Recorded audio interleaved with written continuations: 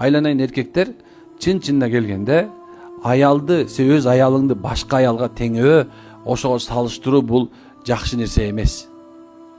Анткени билесиздер да туурабы, үйдүн тарбиясы эркекте болуп эсептелет.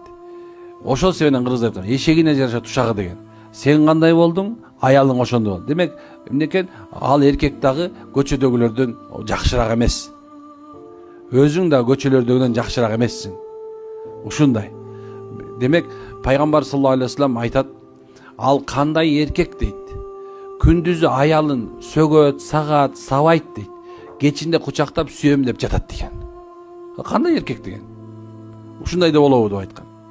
Ошон себептен эмнекен аял кишиге адилеттүү мамиле кылуу, ага субханалла, ага хикматтуу болуу, аялдын жанында мындай бир кандай десем, жанакындай бир